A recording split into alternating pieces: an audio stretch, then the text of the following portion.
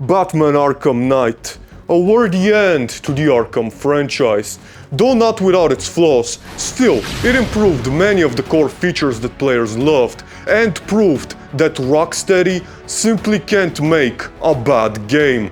And, better yet, with WB Montreal creating the Batgirl DLC, they've proven they know how to use the Arkham formula to its full potential, so they can carry the franchise forward, while Rocksteady is exploring other IPs, like Superman or even the Justice League, while Marvel is flipping on itself, making garbage movie licensed games with Activision.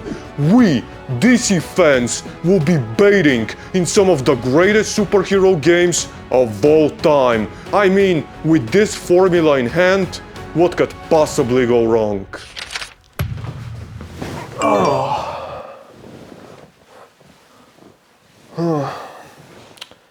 Claim Suicide Squad killed the Justice League for free through Amazon Prime?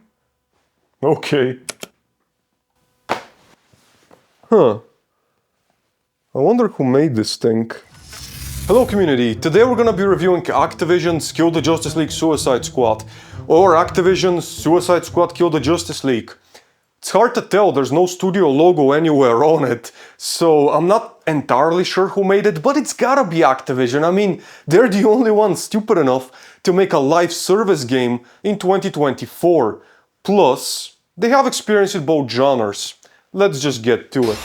The graphics are definitely gorgeous, they look very nice, and Metropolis is a highly detailed environment. It definitely looks like it's supposed to look, it's not just a generic city that barely resembles it. The gameplay combat loop can definitely feel fun once you get the gist of it. Same thing can be said about the different traversal methods the villains possess. They're all unique, yet fun at the same time. There's a massive variety of weapons and augments as well, and a ton of unique skins. A simple skin costs between $10 to $20. What? That's almost as bad as EA's pricing. And now that I think about it... The graphics are gorgeous, but they're still lacking in comparison to Arkham Knight, a game that's nearly 9 years old by this point. Metropolis is highly detailed, but lacks the atmosphere and soul of Gotham City.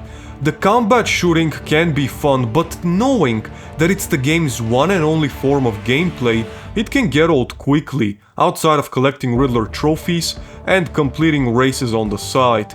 The different traversals are an interesting concept given that the characters are exactly the same in terms of combat, but it's not enough to get you to want to learn a brand new character. I played with a friend for the majority of time and we both pretty much stuck to one character, as the different traversal methods just weren't enticing enough to get us to switch. There's a large variety of weapons, yet they all do about the same job. There's no uniqueness or creative ideas. Every weapon only has a few augments that gives it minimal difference over the previous one. And speaking of augments, they, alongside the hub itself, are a complete mess. They're never explained properly as to how they work, how to collect, or craft them. It's just thrown out there for you to figure out on your own. The skins you unlock for free or through the story are laughable, both in their quality and also how basic they are. Even the most basic default skins still have elements locked behind microtransactions. And speaking of which, the actual skins that people like and want to play as cannot be unlocked in the game, as they are all locked in the microtransaction store, costing anywhere from $10 to $20 per skin. Disgusting pricing, especially given that this is not a free-to-play game. It's a fully priced release, with premium microtransactions and battle passes. I mean, this just can't be Activision. I mean, sure, they're stupid enough to do it, but they do it usually in free-to-play games. This has to be someone else. And there's only one other developer I can think of who is so cruel and arrogant as to think they can get away with something like this. The devil himself, Electronic Arts. That explains the story. It's a gigantic shift from the dark and twisted fantasy of the Arkham verse. Unlike its Arkham counterparts, brooding and serious tone, Suicide Squad takes everything in a more lighthearted and carefree manner. It's a game that doesn't like taking itself too seriously and has some ridiculous yet funny moments. The activities in the game switch between a few structured formulas: protection missions, convoy missions, and rescue missions to be exact. The world has a vast majority of enemies, and most areas are easy to scale and traverse. Every enemy killed will drop bullets, grenades, and loot, so you'll never have to worry about running out of ammunition. And the best part is, you can choose if you want to play the entire game by yourself or with a friend. No, seriously, that is the best part. Here comes the worst. Oh, hold on a minute. I think I found something.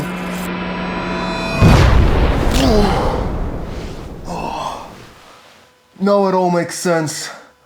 Fuck. The city is filled with enemies, yet most of them are almost exactly the same, with very minor changes to their overall kit. There's no civilians of any kind, outside of the ones in the sky, who are being taken by Brainiac's drones, making Suicide Squad yet another dead open world. The activities all feel almost exactly the same, and in combination with the very basic combat mechanics, it can make for a very repetitive experience after a long playthrough. The HUD is a complete mess, incredibly difficult to find what you need. It took both me and a friend 5 minutes just to find how to exit from the game. It's true that playing with a friend can be fun, but to be fair, kicking rocks down the street can be fun when you're with a friend, so that doesn't say much. Boss battles are extremely underwhelming. 3 of them are exactly the same, copycats of one another. But there's nothing quite as bad as the story. Clearly inspired by the Marvel movies, where the city is being invaded by outside forces, with buildings collapsing and innocent people dying in the crossfire, while the main protagonists are making childish jokes and not taking anything seriously. However, here, in a DC game, not only does it not fit well, but it comes off extremely disrespectful. And speaking of disrespect, the deaths of the Justice League members are exactly that. While Wonder Woman is given a respectful send-off, with Harley Quinn having a lesbian meltdown over her, every male character is killed off as if they're just another thug. No one mourns their deaths. Lois Lane doesn't even make an appearance in Superman's one. The only reason Batman received a memorial was because of Kevin Conroy's passing. It's clear that the head writer sees men as replaceable and unimportant assets that don't deserve to be acknowledged and regarded. Even Gotham Knights gave Batman a more respectful send-off than this supposed canon story. But it's not only a lack of respect towards male characters, it's active disrespect. The Flash being pissed on, Green Lantern having his ring cut off, Batman dying on a park bench, and Superman not having Lois Lane attempting to reach him or being visited after he is killed. Some may try to excuse this with them supposedly being clones, but neither the player nor the squad knows this for sure, so there's no reason to disrespect them anyways. And when men aren't killed, they're treated like absolute gutter trash. They're used as nothing but pathetic comic relief, disrespected in almost every single cutscene. And although the writer clearly hates men, they don't like feminine women much either.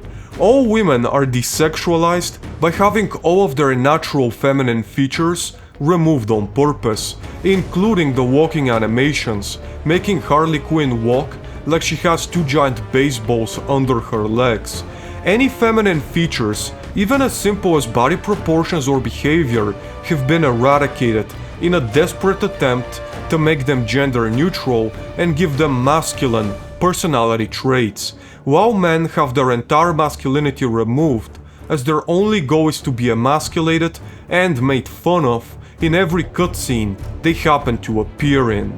It's so bad that Lois Lane even goes on a live cast to announce Wonder Woman as the greatest superhero that Metropolis has ever had. Our greatest hope. And maybe the strongest force for good that Metropolis has ever known. Just think about that. Wonder Woman is the greatest superhero that Metropolis has ever had. It's fucking pathetic. With this Twitter bio and logo, it's very clear that this studio is hardly hiding its political agendas. It's no surprise then that this story is one giant prelude to a war on masculinity and a war on femininity, a sad and disappointing downfall for a studio that was once praised as a trailblazer for some of the best stories in video game history. There's nothing wrong with showing tolerance and having diversity in your game, but when you change your entire story to pander to an extreme political agenda that is actively cruel and disrespectful to anyone who doesn't fit its diversity quota, that is when you lose the plot, and this is the story you end up with. And guess what? Selling microtransactions at ludicrous prices, that won't help you much either. I really wonder, when all the smoke and dust is settled, if them selling their soul for this abomination was really worth it. The final verdict for this piece of shit is a 3! It's a 3 out of 10! Busy work, the video game! Mind-numbing and repetitive! It's just disappointing from Rocksteady, pioneers of single-player story action chasing already outdated multiplayer trends. A city of tomorrow built on the unstable foundations of yesterday. Sell your soul for exclusive access to a niche audience in exchange for your core audience. And when that takes you to the verge of bankruptcy, guess where you end up? Fuck no. Not after this. Rocksteady, you have failed this community. You've betrayed everyone and everything you used to stand for, and you don't deserve a second chance. Not after this. Let me make one thing very clear. Every member of Rocksteady should be put in Arkham Asylum over this disgrace. It's not only unacceptable, in my opinion it's irredeemable, because now we know what Rocksteady thinks of us, the player base, and its own Arkham franchise. We know the hatred in their heart they carry for everything they've done before, because I guess it wasn't woke enough by today's standards. They've killed their reputation, they've destroyed everything they used to stand for. And you know what? Right now, the last thing I want to see is Rocksteady trying to go back to Arkham. Fuck that. The last thing I want is the Arkham franchise, one of very few franchises that is yet to be ruined from the past, to have a bunch of modern day politics and microtransactions seeped into it. It's fucking disgusting just thinking about it. I hope Rocksteady genuinely does not make it out of this. From this point on, they should be doing free-to-play mobile games. Let a brand new developer like Camouflage with the Arkham Shadows project to take over and give it a hand at a new Arkham game. I mean, who knows what they can come up with. Maybe for once we're not gonna have a dead open world. This failure is so bad that Rocksteady was immediately removed from the Suicide Squad project and put into Hogwarts Legacy's director cut, a game that isn't even theirs. Right now, I bet you they're probably going into meltdowns, wondering where they can shove two giant pride flags, maybe with a big banner, "White men not welcome." I'm just kidding, of course, but honestly, this is no joke. This is just so disheartening to see one more studio and one more legendary franchise just fall through the sewers over nothing. Modern day politics, microtransactions, and live service garbage. One more studio ruined by just modern day nonsense. It's fucking embarrassing, and honestly, after this shit, I need a palate cleanser. So I'll see you all in Liberty City. Until next time, this has been Wild Gold. Thank you all so very much for watching.